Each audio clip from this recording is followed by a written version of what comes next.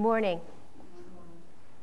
At the 1997 International Conference on Social Values, I had the privilege of presenting the electronic boardroom TMVI model for governing change, complexity, and risk. The emerging trends, critical issues, and pragmatic solutions, as published by the Oxford Center of Business and Educational Values, have become a boardroom industry standard, and they also have become an improvement roadmap.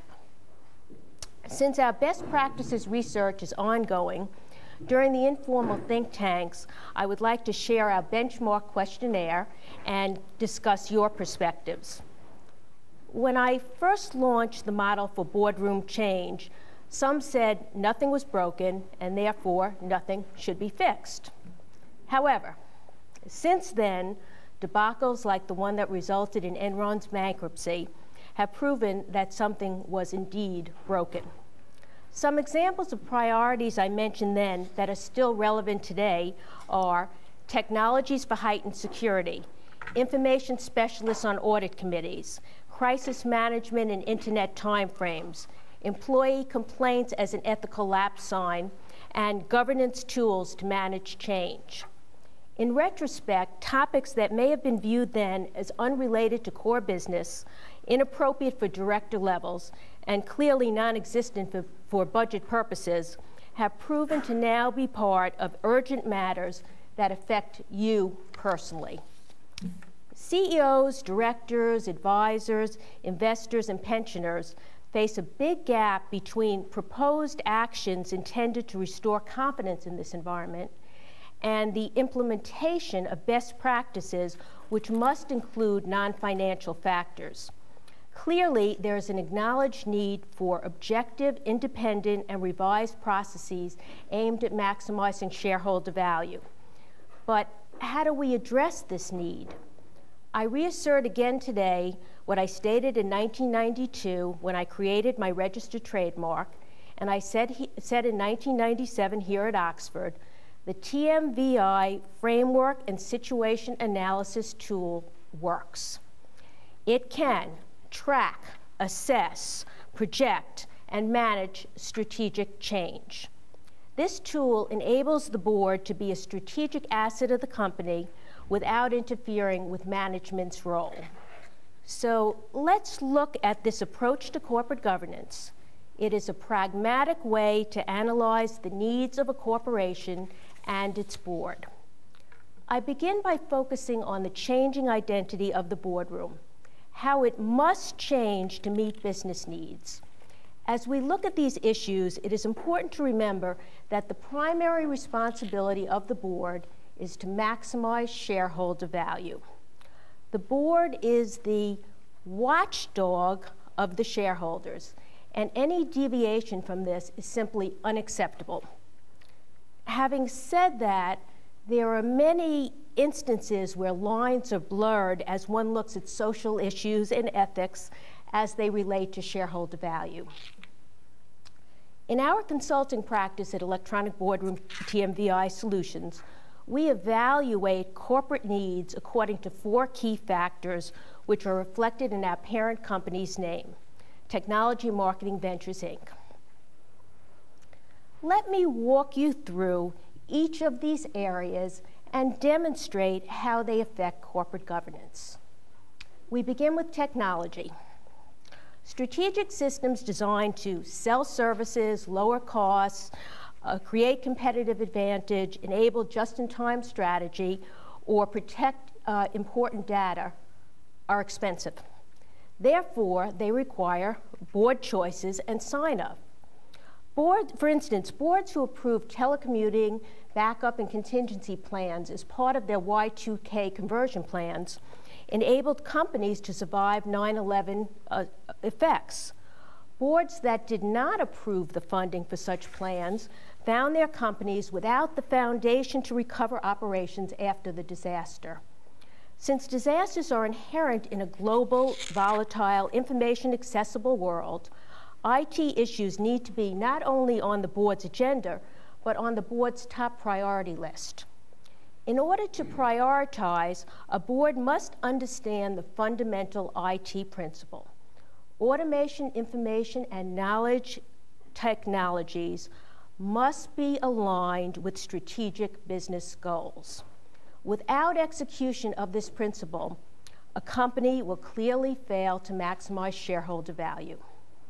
Technology is as important an input to the business process as land, labor, and capital. It affects how a company monitors and reports its financial condition, directly relevant to shareholder value, how it administers and distributes its employee benefits program, a social values issue, how it produces and distributes products and services, important to simply staying in business, and how much capital it will need to continually fund R&D and keep a company current. All of these issues affect long-term shareholder value. Technology advances affect all manner of corporate operations, shareholder reports, and capital expenditures. However, technology innovations occur much faster than their corresponding policy and regulations. A technologist understands the various issues surrounding change and the impact it will have throughout the corporation. Every board should have an ongoing relationship with a broad-based information technology consultant who can ask the right technological impact questions. Why? Because the electronic age has transformed data gathering, a process that is critical in helping boards monitor social and ethical issues, as well as perform fiduciary oversight. The audit committee needs an information specialist from the business community who understands the common language of data gathering and interpretive distribution. These are the keys to managing a diverse workforce in a global economy. Without a technology specialist in place, a board is ill-equipped to leverage events during this technology-driven era. Now, as I've just indicated, technology does not stand alone. And if you look at the name of our company, it's Technology and Marketing Ventures, Inc. That "and" is very important, because if in the analysis of corporate needs and directives, technology stands alone, then it's absolutely useless. In fact, technology serves operations, distribution, marketing, sales, the entire works. So when I say add a technology person to the board, I mean a person who clearly understands the interdependencies of all functional areas. Then that person can help the board identify real-world problems, create solutions to solve those problems, and finally actually implement those solutions in the real world. So where does board responsibility intersect with getting the product to market? Cause-related marketing programs increase awareness of a company, its products and services, and its social conscience and social values. Social values must be established in keeping with the first director mandate to protect shareholder value. If and when cause-related marketing can help the company achieve its business goals, while it also promotes a corporate ethic, then the directors have achieved the ultimate objective. However, we must note that cause-related marketing does not absolve directors of ethical oversight. Enron has taught us that executives can still behave irresponsibly even if they've donated millions and millions of dollars to education causes. We advise clients to look for some key signs of possible ethical lapses. 1, complaints from employees and/or customers. 2, insensitivity and downsizing and/or restructuring. 3, unjustifiable amounts for compensation and benefits. Remember that the corporate board remains the watchdog, and a sleeping dog offers no protection to shareholders or to anyone else. So, how does marketing strategy affect governance? In a successful business, marketing strategy must be focused on the customer. The board must understand who the customer is and what the company is selling. Then the strategic plan stays focused on the core business, which affects technology, mergers, acquisitions, sales, and by the way, contributes to a very appropriate selection for a cause-related marketing program. So in addition to the information advisor on the board being a business person with broad-based technology skills, the person must have a working knowledge of marketing operations. Then the information advisor can help the board directors understand the risks that are inherent in joint ventures or mergers by asking questions like, do the information systems being used by the various entities communicate efficiently? If not, what's it going to take to make them communicate? Can the business support that kind of expenditure? What are the risks if they do not mesh? These issues hold as much fundamental importance as the more traditional considerations of expanding markets and capturing market share. Before venturing, the board must have all the information. How do we analyze boards in terms of ventures? Ventures are defined as endeavors, speculations, investments, and risks. These are all appropriate definitions. Joint ventures hold great promise and great risk for businesses. The promise includes expanding markets, products and services, efficiencies, and expertise. The risks include ethical lapses that cause liability concerns and mismanagement resulting from poor communication. Because joint ventures are increasingly initiated at the business unit level, the corporate board needs to set the tone and values to be assessed for each joint venture opportunity. Then, when a venture opportunity presents itself, a business unit is empowered from the very top as to how the corporation evaluates and consummates business opportunities. Now, what do we mean by Inc? We mean incorporating all of the business issues into the business of the boardroom. Again, the key business of the boardroom is to protect and maximize shareholder value, to foster the long-term success of the corporation, and to set standards that aid this goal. The board faces complex and sometimes competing responsibilities. Monitor compliance with legal and regulatory requirements, produce fiduciary oversight, maintain close ethical scrutiny, and keep the stock price rising, but protect the stakeholders. These are tall orders, but not impossible ones. I would like to take a close look at one issue that today's boards must embrace if they are to succeed for the future, an issue that embraces social values but also clearly encompasses business principles. I consider lifetime employability versus lifetime employment a critical social values issue. This is not a separate concept that was born in a boardroom and is limited to business hours. Besides affecting corporate organizations and management, it involves personal and interpersonal skills.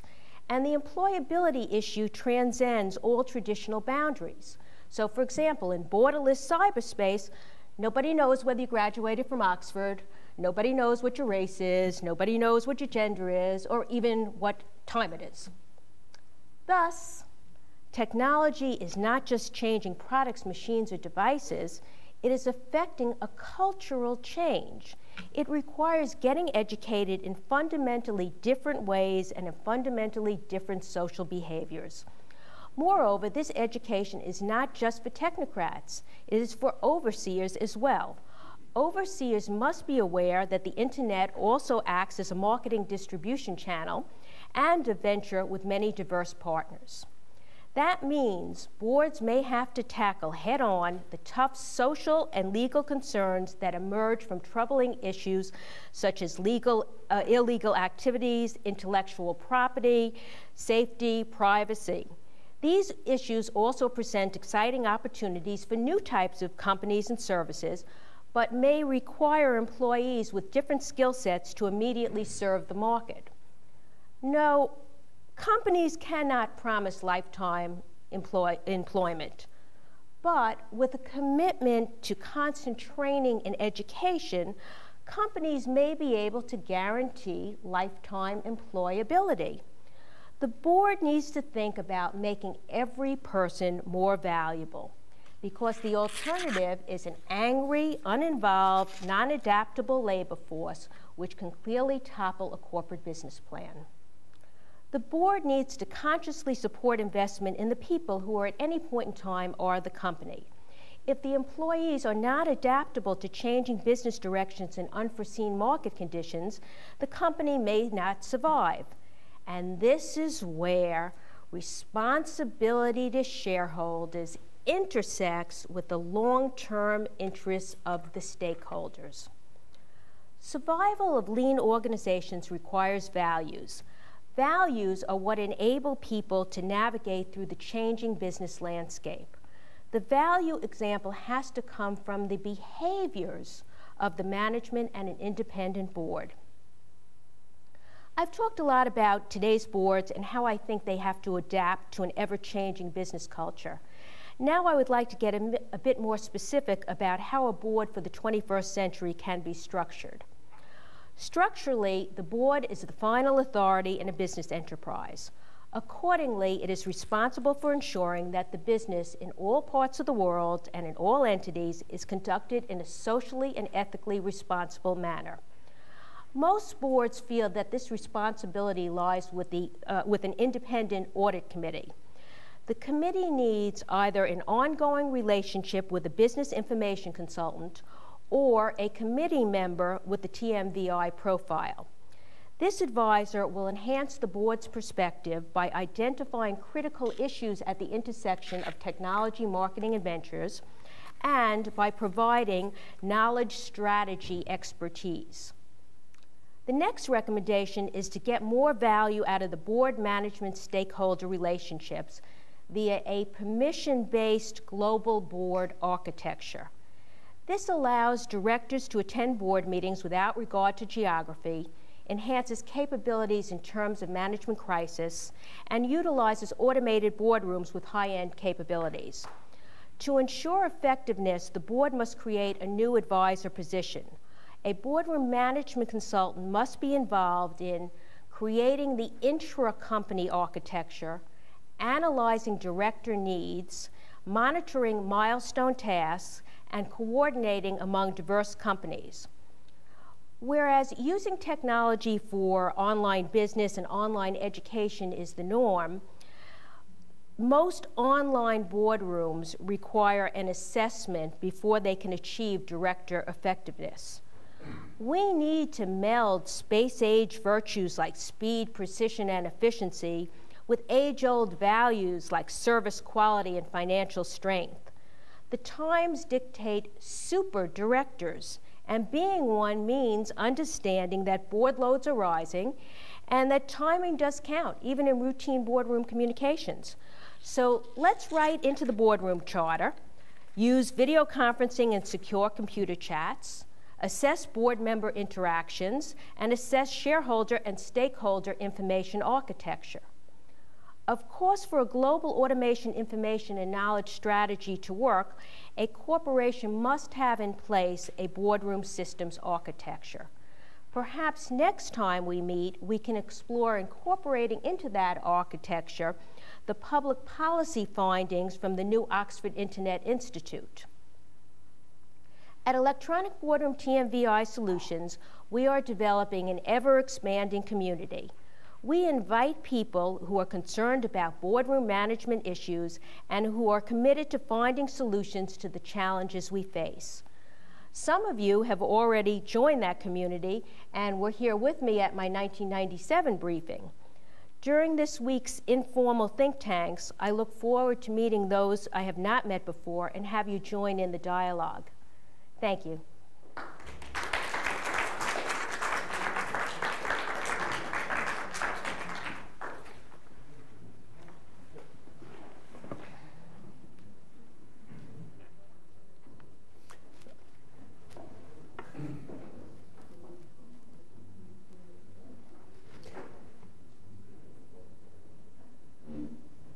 Thank you, June. Thank you for those comments. I think lifetime employability is a concept that we need to think about in terms of social values. When a person works at a corporation, we have to understand that they may not be employed there, but the fact is if they have the skills to take with them to go on to another position, then I think the social values of corporations have been met. Let me give you some background on myself. I am a lawyer. I majored in economics in school. I am a lawyer who has practiced tax law for over 30 years. I also have an advanced law degree in taxation. I truly believe that tax policy influences behavior. We can look at history and remember the Boston Tea Party was based upon taxation. The English king imposed on the colonies severe taxation. Many people say that was one of the major reasons for the revolution. We also know that Benjamin Franklin said that nothing is certain except death and taxes. How true that is. And we also remember the late George Harrison, who said in his song Taxman that if 5% is too small, you're lucky I don't take it all. And that is true. The power to tax is the power to destroy. And whether we believe it or not, we are all influenced by tax policy. How governments tax will influence our behavior. If we look at Enron, if we look at WorldCom, and we look at Xerox, these are all based upon tax policy. And let me suggest how that works. In the 1990s, the investment bankers all came out and said, wait a second, the model that we all remember, a good company that produces products, a good company that pays dividends, and a good company that is solid, that's not very good anymore. Why? Because if a company produces products, earns money, it pays tax in the United States at a 35% rate. And then if it pays a dividend, the individuals pay tax on the dividend at up to a 40% rate. So what happened? They all said if we can increase the price of the stock, not plow the money back into dividends or plow it out to dividends, but plow it back into the business. If you raise the price of the stock, then the shareholders are happy. They only get taxed once when they sell their stock, and if they're individuals, they don't get taxed at 40%, they get taxed at a maximum rate at 20%. And the managers, all the executives, their major compensation was based on the value of the stock. Well, what did that do? That created the greed factor once again. We saw the greed factor in the 70s with Ivan Boesky. We saw the greed factor in the 80s. We now see the greed factor now, what is happening. And so tax policy has to be thought of. But let me say this, I really do not want to discuss tax policy in terms of politics. Unfortunately, we know that politics always comes in tax policy. There are those who believe that there should not be much taxation. There are those who believe that taxation should be a methodology of redistributing wealth. But I think that what we need to do is we need to have a policy which encourages the free flow of technology. I truly believe that corporations, by and large, are good. They do produce products that are for the benefit of people. Let me give you an example. We all have plastic non-breakable bottles. When I was growing up, I do remember most of these bottles were made out of glass. And how many times did you see a glass bottle drop and break, and glass was all over the place? Many times we've dropped those bottles, and of course you've experienced that it's a non-breakable bottle. We also now have technology that we can create tires that will never go flat. We'll prevent an accident, prevent a flat tire, which would cause a car from going out of control and possibly killing people. We also now know that medical devices use plastics. When we go to the hospitals and we see the tubing. It's all made out of a plastic that has been developed by corporations. And today, corporations are responding to the environment. Instead of plastics now being made out of petrochemicals, we now have joint ventures where these products are going to be made out of corn.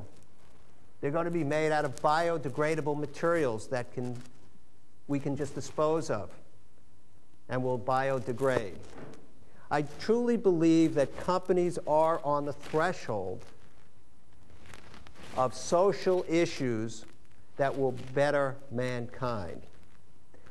I think that we have to look at a couple of things.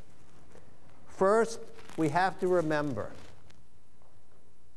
that governments play a part in social issues, and governments have to permit the free flow of technology.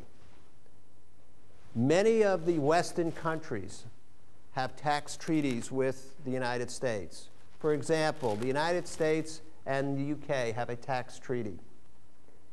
If a United States company transfers technology to a United Kingdom company, the United Kingdom does not subject that to taxation. But of course, there is taxation in the United States, but there will not be double taxation. And likewise in countries like Italy and Germany and many other industrialized countries throughout the world. Those countries that impose high taxation prevent the free flow of technology to their own people. But if a country provides the opportunity, then you can look at the transfer of technology as providing a social value for all of its people. Not just the people of Western cultures, but people all over the world. Companies then have to look at whether or not, as June mentioned, you have what we call the TMVI model. Do you have a product that you can transfer? Do you have a product that will provide a social value to people? When you transfer the technology, typically that doesn't even show up on the balance sheet. When companies develop technology, they write it off as R&D. And that is not even on the balance sheet then. So it is an asset that companies can earn money by transferring that technology. Much of the technology that you're probably thinking about is information technology. But the bulk of technology is process technology.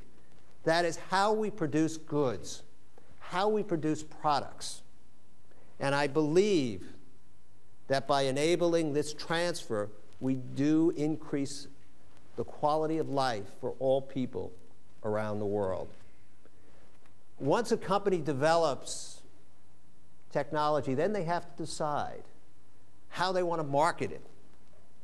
Do you want to license it?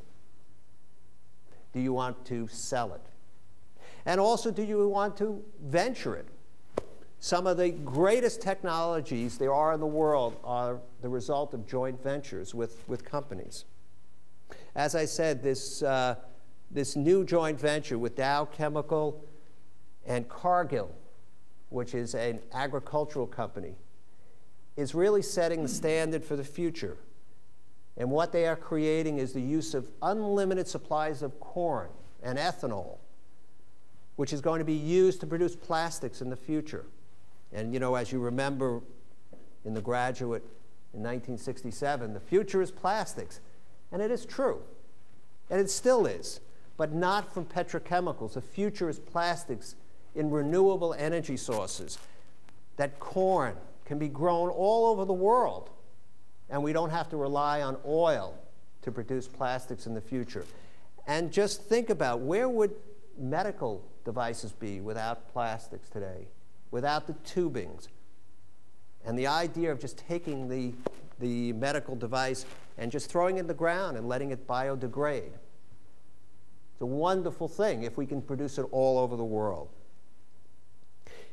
And then finally, as June mentioned, the third of the TMVI logo and standard is Inc. A corporation will transfer technology if it can transfer it in a tax-sensible manner. If you are going to make it so confiscatory that it doesn't make sense for a corporation to transfer it, it won't occur. A corporation will look to the technology transfer only if, as I said, the governments provide the wherewithal to enable a company to transfer technology in a sensible manner. When a company looks to transfer its assets, such as technology, process technology, how things are made, remember, a company's primary obligation is to its shareholders, to increase shareholder value. And unless it's done in a tax-sensitive manner, it will not transfer it. Now, there are a number of different ways in the United States we can do this. And this is done all over the world. But of course, every tax structure is different, and I don't profess to understand all of them. And at times I profess I'm not sure I understand the United States as well. But that's for another topic. I do believe that the time has come that we need to enable companies to transfer their technology in a tax-sensible manner. My experience over 30 years has taught me that those countries that enable technology transfers increase the quality of life for their citizens. Those countries that impose high taxes on the technology transfer into their country restrict products that can better their own citizens' lives. Some of the reasons this is done is for political sensitive reasons. Hopefully we can get over that and recognize that we're all people, we are one world. Whether that will occur in my lifetime, I don't know. But from a corporate standpoint, if we just follow the TMVI logo and criteria to enable a company to transfer technology, then we have made some progress. And then if we as citizens can lobby our legislators, our politicians, to enable the free flow of technology, I do believe that we will be able to increase the quality of life for all people in the world, not just people in the Western countries or in the industrialized world, but people in Africa, people in Asia. It is vital that we enable people to get the benefit of what the intellectual capital in this world has brought. Make no mistake about it, we do have problems, and make no mistake that, as one gentleman said to me, we do have globalization. But I think if you view it in its proper context, we can overcome the negative aspects of it. Thank you very much. Let's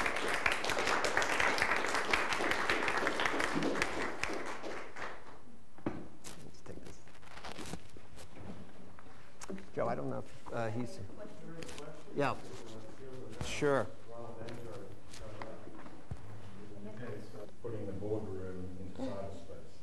And you had some very specific recommendations about external consultants in that process.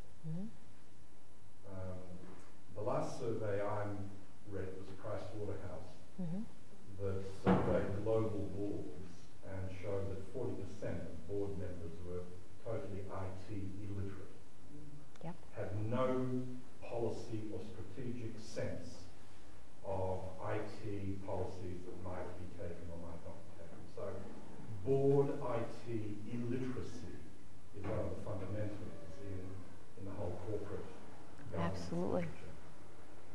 I'm on a well-known record of arguing that boards themselves have dumbed down their IT capacities by outsourcing. So we have now the stupidity or the loss of vertical integrated corporations into dumb, stupid, vulnerable first to go were expensive in-house IT, CIO, or even CKO capacity. So to some extent, boards are hoisted on their own petard for the lean and mean, the dumbing down of their in-house capabilities. I'm on the record of suggesting that the IT business, of which I think you're part of, Yes. has now so distorted board-company IT relationships, it's a form of capture, and that boards are captured and maintained in their ignorance about IT consequences because radical instability in IT is big business. And capturing your clients through outsourced arrangements would be the last way I would advise a board seriously to break through its collective ignorance about IT.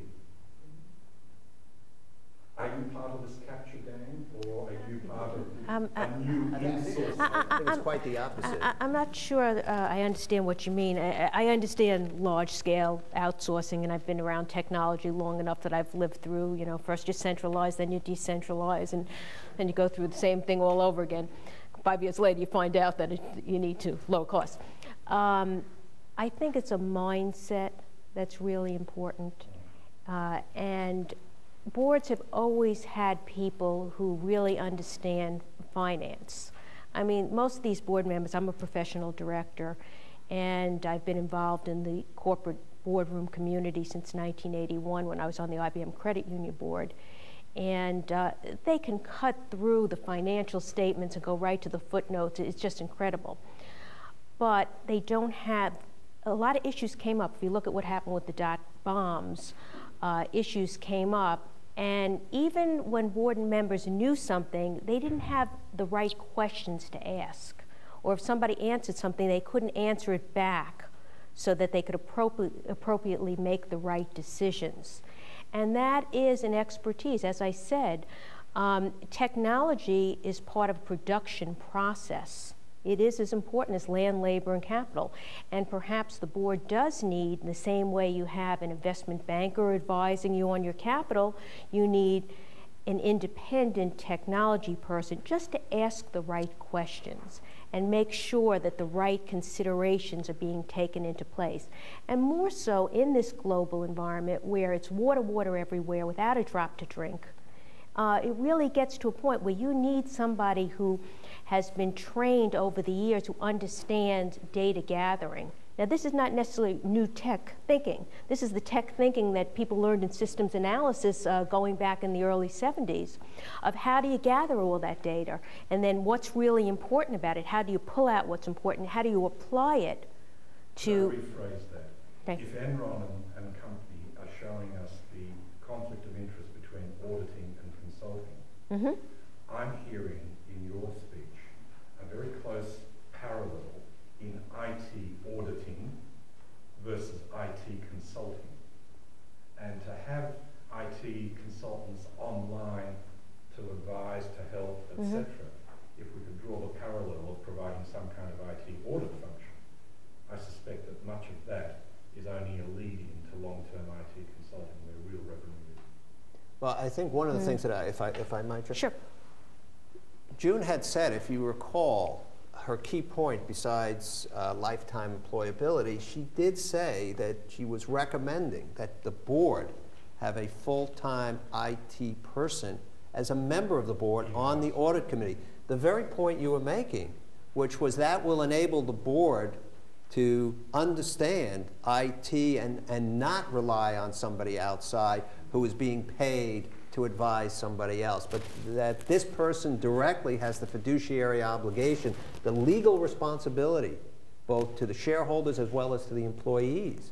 And if you mix that with risk responsibilities and risk audits that go beyond financial risk, you have a very powerful restructured governance capacity.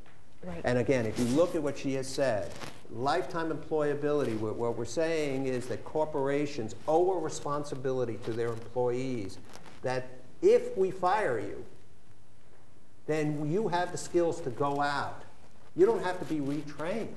You have the skills to go out and earn a living. And I think that's a significant social value that corporations are presenting to their employees. They will not guarantee full-time employment. They will not. We saw the Labour government in England during the 60s and what it did. We've seen socialistic systems, it doesn't work. But what does work is corporations that are willing to provide lifetime employability. And now June is bringing another point in to answer yours, which is make sure, because the amount of information that is now being presented to the board is so great that you need an IT person, somebody, not just financial people, which there are many of them on the board, but IT people who understand the process of data gathering, who can sift through the data and can present it to the rest of their board members, and who has a direct fiduciary, not just a monetary interest, but a fiduciary legal responsibility. And if George Bush is true to his word, and he says the people will be accountable for what's going on, and that there is real teeth to the law in the American law, then these IT people who are on the board will make sure that they follow what is going on and present it to their people and not have what you just described, which is a good point. And I think her point, answers directly the point you were raising, or her recommendation. Certainly completely agree with, actually it's your point of free trade and technology and how important that is for prosperity, and then the fact that you can construct a moral argument for that pretty easily. Yeah. Why are you focusing on that because of just your interest in it at the moment, or is there a reason why you wouldn't apply this exactly the same sort of reasoning for free trade of capital, free trade of labor, free trade in information, free trade? That in fact all the things you're saying, which I would certainly applaud, apply to all of these things, and that in fact it's part of an understanding of how to better the world, as opposed to the protectionistic and socialistic models that people had for good chunks of the 20th century. I agree. The reason I brought that up is I have personal experience. I have worked on transactions in countries where the government prevented, because of restriction in the flow of capital. There would be technology. I'll give you an example with the polyethylene technology, which is the plastic tubing, the wrap on food. When you go to the supermarket, all the plastic wrap, that's polyethylene. There are countries in third world countries where food preservation is a terrible problem, where bacteria is created in food, where children get sick, where people get sick. There, because of the government, because of the restriction on flow of capital, because of other restrictions on protection of proprietary know-how, such as, I mean, if you are a company that has technology, you want to make sure that if you transfer it to a licensee in that country, that licensee has the power to prevent other people in the country from using it and not make it public. And as a result, what I have seen is companies will not transfer the technology because they fear that, one, they won't get paid, and two, they fear that the technology will be exposed or given out for free. And then the people don't get the benefit of that technology. So to answer your question, yes, I do agree with you. The reason I mentioned that particular topic is that I do have personal experience of that. Another aspect concerning boards. A while ago, read in a Norwegian newspaper that the Norwegian-owned company in the States, I think it's the shipyard in Philadelphia, have decided that 1/3 of the members of the board should be representatives of the employees, which is, by the way, the law in Norway. Interesting. And it also read that this was supposedly very uncommon in the United States. Very uncommon. It is, because is it an issue at all? It's a different model. Yeah, but I know that, but I mean, you talk about, governance and stakeholders and employees. I mean, is it an issue at all? It's a very interesting issue that you bring out, because it's interesting to look at corporate governance in different parts of the world. So, for example, in the U.S., they've said for many, many years that you should separate out the CEO from the chairman so that you have a checks and balances. UK, it's always been that way, for years. And in the U.S., you see very little in terms, other than the CEO being on the board, or if it's a small company. I'm talking about public company boards. You don't see employees that much on a board of directors. Could I just say that? Surely. It may be illegal in the United States, and the reason for it is under the Wagner Act, National Labor Relations Act.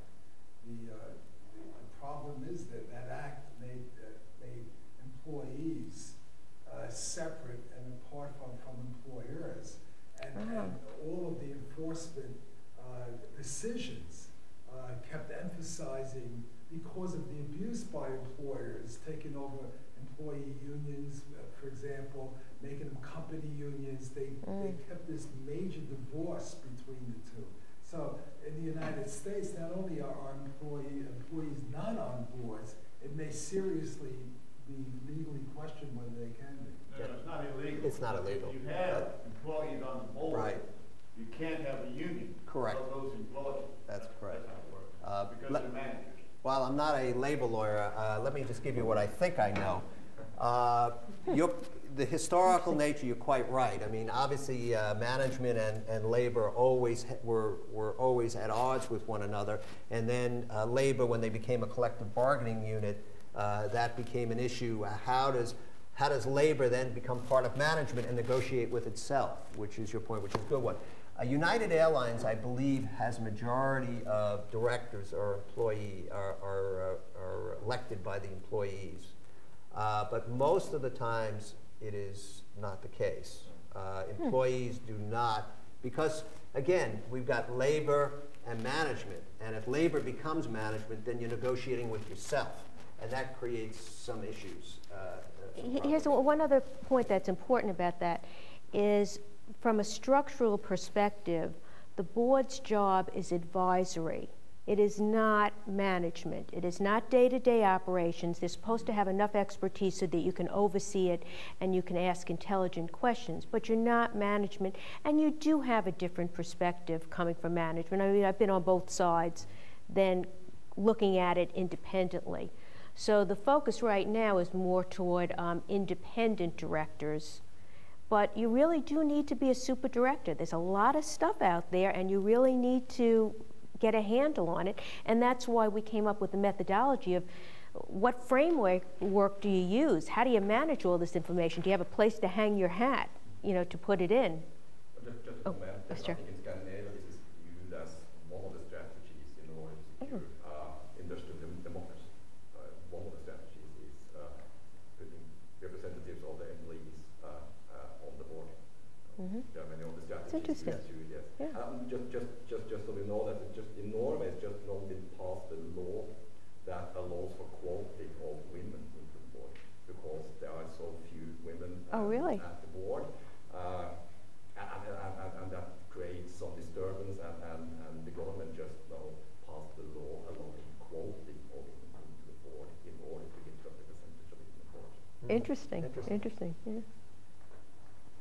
I'm interested in the connection you're making between shareholder benefit and social benefit.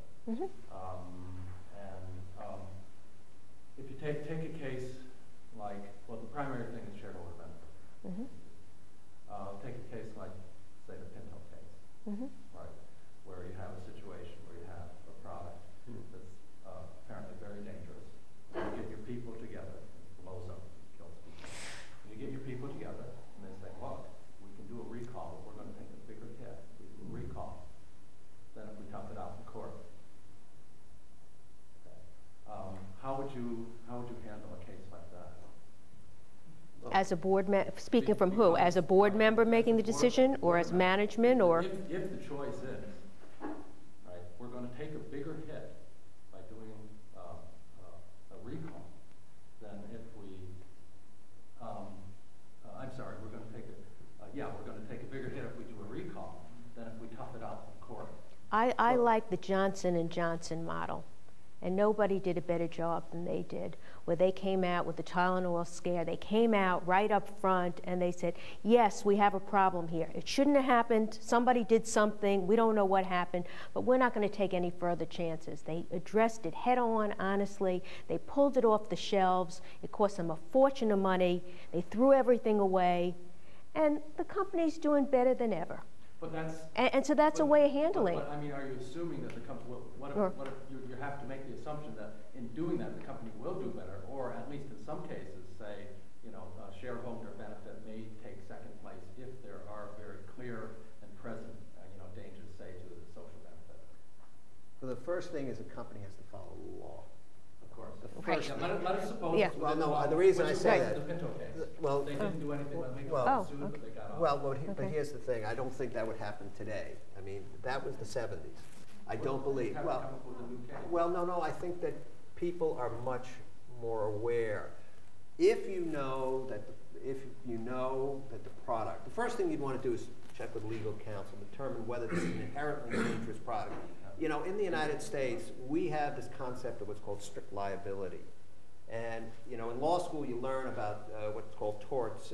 You learn about assumption of risk and contributory negligence. Those don't apply most of the times when you're dealing with the manufacturer of product. If that thing doesn't work right, you're responsible. And so the first thing is, if you have a situation, the first thing the board would do is they would contact legal counsel and say, does this thing work right? If it doesn't work right, get it off the market and announce it. And that's what June was saying with Tylenol and with Johnson & Johnson. They didn't know whether they were negligent in the packaging. They didn't know how the, what was it, arsenic or what, I don't even. How it got into the... Yeah, how it got into the capsules. The first thing they did is they took everything off the market. They changed the packaging and the capsules so they could not be opened, if I remember. Even hard to open now. Even now. And Johnson & Johnson is doing great. I mean, that's the way you do it. The idea of the Pinto and the Corvair and those things, and Ralph Nader, by the way, spoke at my law school graduation, I'll just tell you that.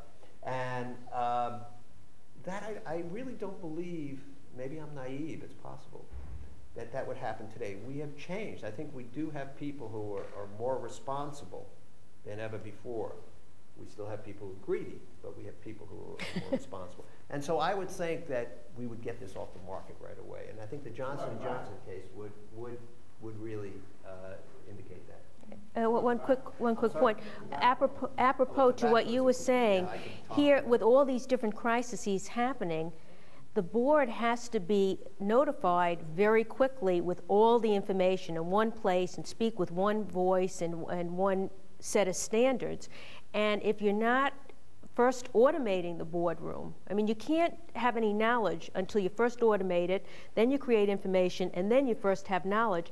And that has to be quick and all together in order to respond to all these situations that come up. As editor of the Crisis Management Journal, I can give you a litany of nightmare cases which we read in manuscript and we publish. The president of Exxon was criticised for keeping quiet for, what, 3 weeks after the Exxon spill. Frankly, given your belief that corporate responsibility seems to be increasing in parallel with corporate greed, I'm interested in that negative. No, I said in spite of corporate, I didn't say in parallel, I said in spite of corporate greed. But we're not going to change human nature. I may be naive as well, but as I understand it, it's the imposition of one-off punitive fines by government that wiped out Exxon's profit of $1 billion a week overnight that's brought around a little more corporate responsibility. And it's the threat of introducing corporate manslaughter into legislation that's bringing around a quite sobering reassessment of corporate and board responsibility. But I may be naive. I hate to interrupt this discussion. Great discussion, but we have to make way for the next session. Thank you very much. Thank you.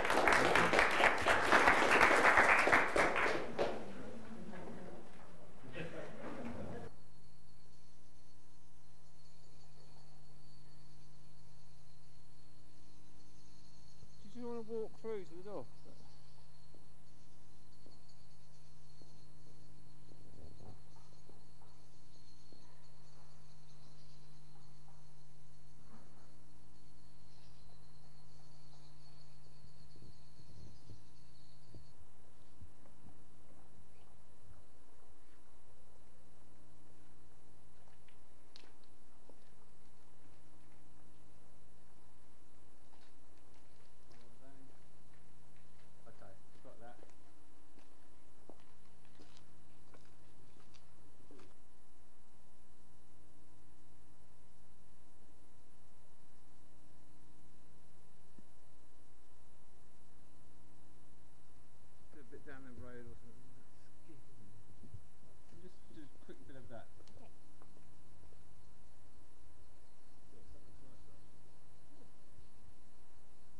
Okay.